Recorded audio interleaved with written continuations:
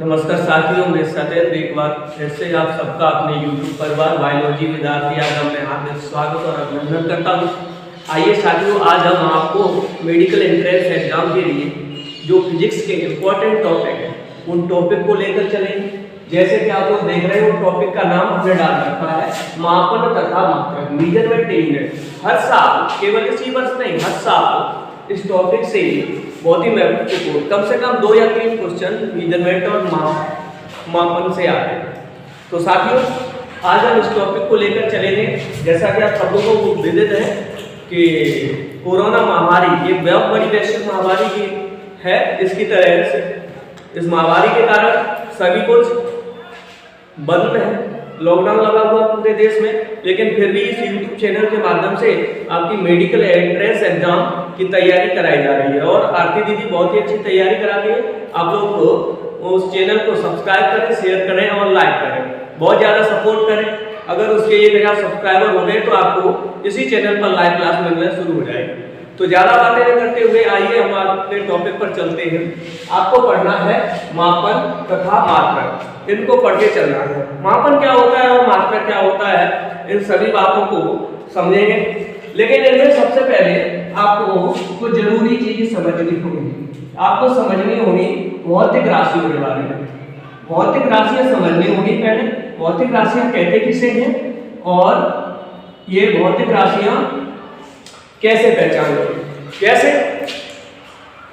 आप लोगों को पता होना चाहिए कि ये जो पूरा का पूरा वर्ल्ड है, ये वर्ल्ड 2 चीजों से मिलकर बना है। जैसे कि आप लोग जानते हैं, एक चीज उसमें है एनर्जी, ऊर्जा, और दूसरी चीज है मटेरियल, जिसे पदार्थ कहते हैं आप। मटेरियल और ऊर्जा से ये पूरी की पूरी, पूरा का पूरा ब्रह्मांड बना हुआ है। अब मटेरियल और ऊर्जा, कहाँ कितना मटेरियल है, कितनी ऊर्जा है, इसको संख्यात्मक रूप में व्यक्त करने के लिए क्या काम किया गया है? संख्यात्मक रूप में व्यक्त करने के लिए एक प्रणाली बनाई गई है, जिस प्रणाली को हम लोग कहते हैं कि ये मापन है। क्योंकि अगर हमारे पास एनर्जी है तो कितनी एनर्जी है, कोई मटेरियल है तो कितना मटेरियल है, इस मटेरियल को लिए, जैसे कि यहाँ एक टेबल पड़ी हुई है, इस टेबल की लेंथ कितनी है, तो हम कहेंगे ये टेबल की लेंथ इतनी है या इतनी है या इतनी है। हमने क्या काम किया? 2 बुकों को लिया। एक बुक हमने अपने हाथ पर रखी तो हमने देखा ये कम नीचे की ओर कम बल लगाती है, कम दाब लगाती है। दूसरी बुक को रखा, वो ज्यादा दाब लगाती है। तो ये सब की सब क्या है? मटेरियल की प्रॉपर्टी। ये सब की सब मटेरियल की प्रॉपर्टी है। क्या इस प्रॉपर्टी को मापा जा सकता है? तो आइए विचार करते हैं। अगर इस प्रॉपर्टी को मापा जा सकता है तो ठीक है। अगर नहीं मापा जा सकता तो उसके लिए उसको कुछ और नाम मिलेगा, उसे हम राशि नहीं कहेंगे। भौतिक राशियां किन्हें कहा जा सकता है? तो हम कह सकते हैं मटेरियल, या फिर सूर्य के प्रकाश से क्या प्राप्त होता है, हमको विकिरण ऊर्जा प्राप्त होती है, विकिरण प्राप्त होती है। हम कह सकते हैं रेडिएशन प्राप्त होता है। इस रेडिएशन को भी हम माप सकते हैं। अगर ये रेडिएशन मापा जा सकता है और ये, तो ये फिर ऊर्जा है, ऊर्जा है और साथ ही साथ भौतिक राशि है। अगर इस रेडिएशन को हम नहीं माप पाए तो ये ऊर्जा नहीं, तो हम कह सकते हैं कि भौतिक राशियां उन मटेरियल या उस रेडिएशन को हम भौतिक ऊर्जा कहेंगे, जिसको हम संख्यात्मक रूप में माप सकें। अगर हम माप सकते हैं तो वो भौतिक राशि है, अन्यथा भौतिक राशि नहीं है। जैसे हमने कहा कि वह बहुत खुश है, वह बहुत खुश है, तो कितना खुश है? बहुत खुश है, कितना खुश है? 2 बच्चे लिए, एक ये है और एक ये इससे ज्यादा खुश है, कितना ज्यादा खुश है? तो खुशी को कभी भी हम संख्यात्मक रूप में नहीं बता सकते हैं कि ये इससे इतना ज्यादा रूप है, ये इससे 3 गुना या 4 गुना खुश है, संख्यात्मक रूप में नहीं। ठीक इसी प्रकार अगर ये कहा गया कि दो बच्चों के पिताजी ने दोनों बच्चों को डांटा, एक को थोड़ा ज्यादा डांटा, एक को कम डांटा, तो कितना ज्यादा डांटा? पहले वाले को कितना डांटा और दूसरे वाले को कितना डांटा? अब बताइए, संख्यात्मक रूप में इसे व्यक्त किया जा सकता है? तो हम कह सकते हैं कि ये भौतिक राशियां नहीं हुई। खुशी, क्रोध, ये कभी भौतिक राशि नहीं हो सकती है। तो भौतिक राशि क्या हो सकती है? तो भौतिक राशि जो है वो है किसी भी मटेरियल की परिमाण, हम कह सकते हैं संख्यात्मक मान। संख्यात्मक मान को अगर हम माप सकते हैं किसी मटेरियल को तो वो मापन है। ठीक इसी प्रकार अब हम बात करें चमक। चमक जो है भौतिक राशि है या नहीं है? तो चमक के लिए हम ये कह सकते हैं, मान लीजिएगा कि एक बल्ब यहां जल रहा है और एक बल्ब यहां जल रहा है, दोनों की चमक आ रही है। अब हम कैसे माप सकते हैं कि इसकी चमक ज्यादा है, इसकी चमक कम है? इसकी चमक ज्यादा है और इसकी चमक कम है, तो बताइए दोनों की चमक हम अंदाजा तो लगा सकते हैं कि ये बल्ब ज्यादा चमक रहा है और ये वाला कम चमक रहा है, लेकिन कितना ज्यादा चमक रहा है या इससे कितना कम चमक रहा है, संख्यात्मक मान में बताइए। तो इसके लिए अक्सर स्कूलों में प्रयोग कराए जाते हैं, प्रयोग कराया गया था तो उसको ऐसे देखते, जैसे ये बल्ब इधर है, बीच में हमने व्हाइट बोर्ड रख दिया, एक कागज पेपर लगा दिया बीच में, दूसरा बल्ब इधर जल रहा था, दोनों की चमक के लिए क्या काम किया गया? तो पहले इसकी चमक मापी गई, फिर इसकी चमक मापी गई। तो हमने क्या काम किया?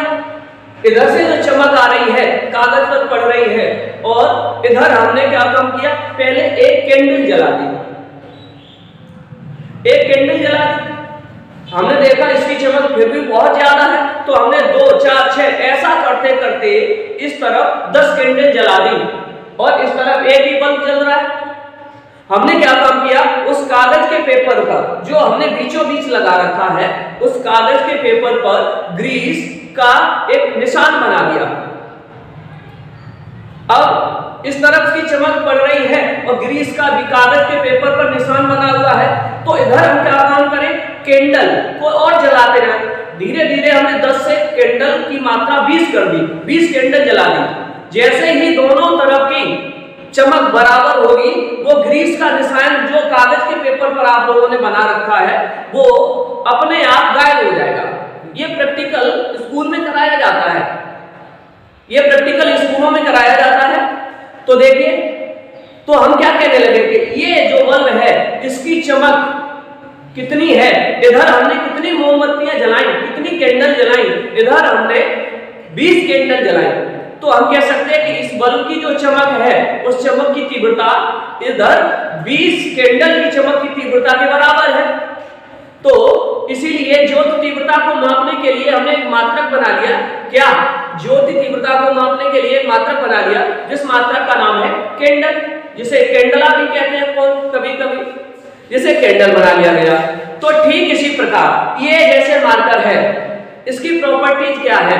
तो हम देखिए, एक प्रॉपर्टीज इसकी ये है, ये यहां से लेकर यहां तक। दूसरा मार्कर लिया, वो थोड़ा बड़ा था, उसकी प्रॉपर्टीज ये है। तो हम कह सकते हैं कि एक प्रॉपर्टीज में ये उस मार्कर से अलग है। कितना डिफरेंस है? तो जितना भी डिफरेंस है, तो हम कह सकते हैं कि ये इसकी प्रॉपर्टीज है। इस प्रॉपर्टीज को हमने नाम दे रखा है लंबाई। क्या नाम दे रखा है? लंबाई।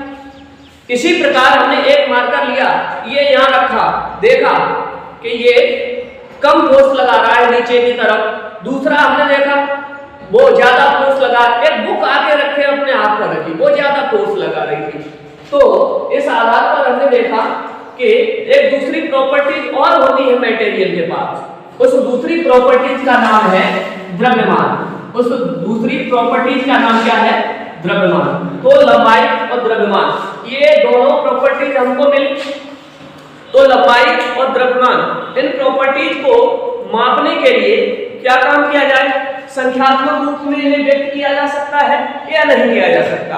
तो इसके लिए एक स्टैंडर्ड बनाया गया, एक स्टैंडर्ड बनाया गया।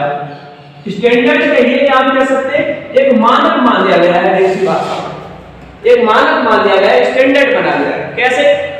जैसे सर्वसम्मत सहमति से सब लोगों ने ये विचार किया, सहमति बनाई गई, सभी सहमति से ये विचार किया कि इतनी जो लेंथ होगी उस लेंथ को हम क्या 1 मीटर कहेंगे। और ये प्रस्ताव सब लोगों के बीच में रखा है। यहां से यहां तक की जो लेंथ है उस लेंथ को 1 मीटर कहने लगे।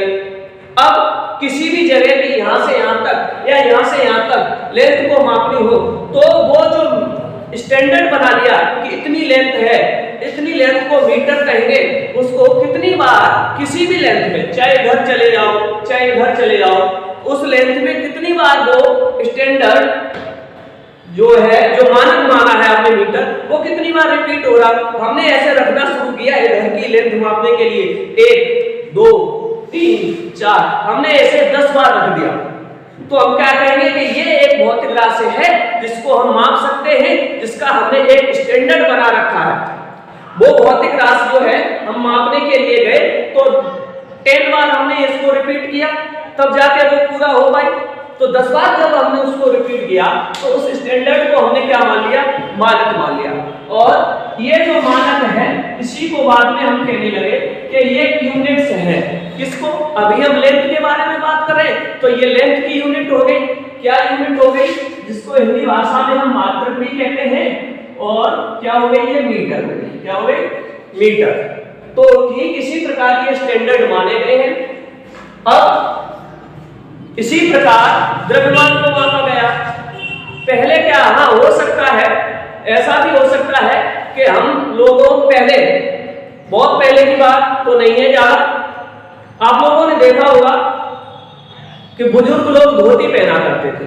जब धोती पहनी जाती थी तो वो लोग धोती जब खरीदने के लिए जाते थे तो वो अपने एक यूनिट बना रखे थे। वो यूनिट उनकी थी हाथ। कोई कहता था मुझको 6 हाथ की धोती चाहिए, कोई कहता था मुझको 7 हाथ की चाहिए, कोई कहता था हमको 5 हाथ की धोती चाहिए। तो जो खरीदने वाला था, धोती लेने के लिए जाता था, जो खरीदने वाला, वो क्या काम करता था, वो ऐसे व्यक्ति को ले जाया करता था जिसका हाथ लंबा हो। और जो बेचने वाला था वो क्या काम करता था, वो अपने बेटे को बुला लेता कि तुम नाप दो 6 हाथ। अब बताइए, यहाँ पर बहुत बड़ी असुविधा थी, एक का हाथ लंबा एक का हाथ छोटा। तो हाथ जो यूनिट हम लोगों ने अपने चलन में मान रखी है, इसको स्टैंडर्ड नहीं माना गया है। इसको क्या काम कर दिया गया, ये नॉन स्टैंडर्ड यूनिट है लंबाई को मापने में। तो हम कह सकते हैं भौतिक राशियां क्या राशियां होती है, हम कह सकते हैं मेटेरियल या रेडिएशन, पदार्थ या विकिरण या ऊर्जा कि का वो है गुण जिसे हम संख्यात्मक रूप में लिख सकते हैं, जिसके संख्यात्मक रूप में हम बता सकते हैं, उसको हम बोलते हैं भौतिक राशियां। उसको क्या बोला जाता है, भौतिक राशियों। और भौतिक राशियों को मापने के लिए जो यूनिट बनाए गए, भौतिक राशियों को मापने के लिए जो सर्वसहमति से मानक बनाए गए हैं, उन मानक को कहा गया है मात्रक या यूनिट। जैसे लंबाई का, अब देखिए लंबाई, द्रव्यमान, ये पूरी की पूरी टेबल हम एक यहाँ बनाए दे रहे हैं। 7 प्रकार की भौतिक राशियां, बहुत हाँ। तो देखिए इस प्रकार आप लोगों ने देखा कि भौतिक राशियां क्या होती हैं। भौतिक राशियां हम कह सकते हैं मटेरियल या रेडिएशन की वो है प्रॉपर्टी, जिसे हम मापकर संख्यात्मक रूप में व्यक्त कर सकते हैं, वो प्रॉपर्टी कहलाती है भौतिक राशियां। जैसे किसी का सुख दुख, किसी के पास हंसी है, ये सब की सब भौतिक राशियां नहीं है। भौतिक राशियां कौन सी है, जिन्हें मापा जा सकता है, जैसे कि लेंथ। अब हमने क्या काम किया है, यहाँ पर आप लोगों को बताएंगे कुछ भौतिक राशियों के बारे में, और उन भौतिक राशियों के मात्रक और प्रतीक भी लिखे हुए हैं। देखिए जैसे कि लंबाई, लंबाई एक प्रकार की भौतिक राशि है और इसको लेंथ कहते हैं, तो हमने एल से रिप्रेजेंट करेंगे। अब लंबाई को हमने मानक क्या मान रखा है, लंबाई का हमने जो मानक मान रखा है वो मीटर मान रखा है। तो लंबाई को मीटर, और मात्रक का जो प्रतीक है वो स्मॉल एम से दिखा रहे हैं। ठीक इसी प्रकार द्रव्यमान को कैपिटल है, इसका मात्रक क्या है, किलोग्राम। द्रव्यमान को मास कहते हैं, इसलिए कैपिटल एम से दिखाया हुआ है। ये किलोग्राम इसका मात्रक है और इसको केजी सिंबल से व्यक्त करते हैं। ठीक इसी प्रकार समय, ये जो टेम्परेचर है, समय को टेम्परेचर का समय को टाइम कहा जाता है। टाइम जो है इसका मात्रक होता है सेकंड होता है, और इसे स्मॉल एस से व्यक्त किया गया है।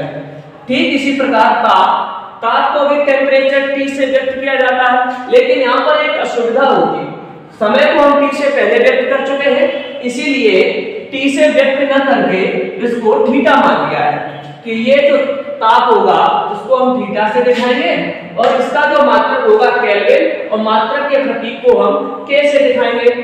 ठीक इसी प्रकार वैद्युत धारा को A से ही रिप्रेजेंट किया जाता। तो यहाँ तक की राशियों के, यहाँ से जो 4 राशियां हैं, इन 4 राशियों के मात्रक और मात्रक के प्रतीक, मात्रक और हम कह सकते हैं इन राशियों के जो प्रतीक हैं ये सब के सब अलग अलग हैं। इसके बाद जो तीनों राशियां आएंगी, इन राशियों के मात्रक और प्रतीक, राशियों के प्रतीक और मात्रक के प्रतीक ये सब के सब एक जैसे होंगे। जैसे एम्पियर एम्पियर इसे कैपिटल जैसे, अब आप लोग देख रहे हो इन सबको स्मॉल से दिखाया हमने, इसको कैपिटल ए से दिखाया। ये दिखाने का कारण ये है कि ये जो एम्पियर है एक साइंटिस्ट का नाम है। जब किसी भी मात्रक में, मात्रक के सिंबल में साइंटिस्ट का नाम आएगा, उस नाम को आप कैपिटल से दिखाएंगे, बाकी सबको स्मॉल से दिखाया जाता है। ये बात विशेष ध्यान रखें।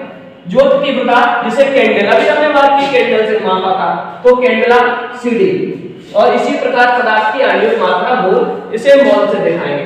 अब आप लोग देखिए ये भौतिक राशियां हैं, तो भौतिक राशियां और भी होती हैं। भौतिक राशियों को 2 ग्रुपों में बांटा गया। एक राशियां होती हैं भौतिक राशियां जिन्हें फंडामेंटल क्वांटिटी भी कहते हैं, मूल राशियां, और दूसरे प्रकार की जो होती हैं जो मूल राशियों से उत्पन्न हुई है, मूल राशियों से उत्पन्न हुई उनको कहते हैं व्युत्पन्न राशियां, डेरिवेटिव क्वांटिटी, उन्हें व्युत्पन्न राशियां कहा जाता है। अब देखिए व्युत्पन्न राशियां और मूल राशियां, इन दोनों के बारे में जानेंगे। जैसे यहाँ पर आपको एक तल दे दिया गया है और इस तल को मान लीजिएगा एक यूनिट है, एक स्टैंडर्ड हमने मान रखा है, इससे मापेंगे। मान लीजिएगा ये जो बोर्ड है यही हमारा एक तल है, तो देखिए इसके पास हम ऐसे मापते गए, ऐसे 10 बार मापा, और इधर इसकी हमने लंबाई मापी और इसकी चौड़ाई माप ली गई, तो हमको किसी दूसरी स्टैंडर्ड की जरूरत नहीं पड़ी, चूंकि चौड़ाई है लेकिन है तो वो भी एक लेंथ। ठीक इसी प्रकार इसी स्टैंडर्ड को मापने के लिए गए तो चौड़ाई 5 बार मापी, तो हम कह सकते हैं इसका कुछ ना कुछ क्या है, एरिया है, क्षेत्रफल है। तो इसको भी मापने गए मीटर, तो इसको भी मापने गए मीटर, और क्षेत्रफल ज्ञात करने का सूत्र क्या होता है, लंबाई गुणे चौड़ाई। मात्रक में देखोगे metre into metre, metre square, तो अकेले लंबाई को हमने किस में माना, मीटर में, जबकि क्षेत्रफल को किस में मापा, मीटर स्क्वायर में। ठीक इसी प्रकार आप देख सकते हो इस कमरा है, इस कमरे का आयतन निकालना हो तो हमने क्या काम किया, इसकी लेंथ मापी, इसके बाद इसकी वेट मापी और इसकी हाइट मापी, तो ये भी मीटर से, ये भी मीटर से, ये भी मीटर, तो मीटर क्यूब घन मीटर इसका आयतन वॉल्यूम निकल के आया है। तो आप देख सकते हो क्षेत्रफल, आयतन, ये एक ऐसी राशियां हैं, ये इन राशियों पर डिपेंड करती हैं, इनके लिए कोई अलग से स्टैंडर्ड नहीं माना गया। लंबाई इन्हीं चीजों पर डिपेंड करती है, तो हम कह सकते हैं कि वो राशियां जो कुछ राशियों पर डिपेंड करती हैं, जो अपने आप में ऐसी राशियों पर डिपेंड करती हैं कि जो राशियां किसी पर डिपेंड नहीं करती हैं वो तो कहलाती हैं मूल राशियां। जैसे कि ये 7 होती है, हमने आप लोगों के सामने रखा है, और जो राशियां किसी पर डिपेंड कहलाती हैं वो कहलाती हैं व्युत्पन्न राशियां। तो आप लोगों ने देखा व्युत्पन्न राशियां, यहाँ से जो मापन की अलग अलग प्रणालियां हैं, जैसे फुट पाउंड सेकंड प्रणाली है, सीजीएस प्रणाली है, एमकेएस प्रणाली है और एसआई सिस्टम है। इन प्रणालियों को हम कल बताएंगे, कल के वीडियो लेकर आएंगे, उसमें आपको, और हमारी आपसे यही गुजारिश है कि ज्यादा से ज्यादा इस चैनल को सब्सक्राइब करें, शेयर करें, लाइक करें। अगर हमारी वीडियो अच्छी लगी हो तो लाइक जरूर करें और कमेंट करके बता दें। धन्यवाद।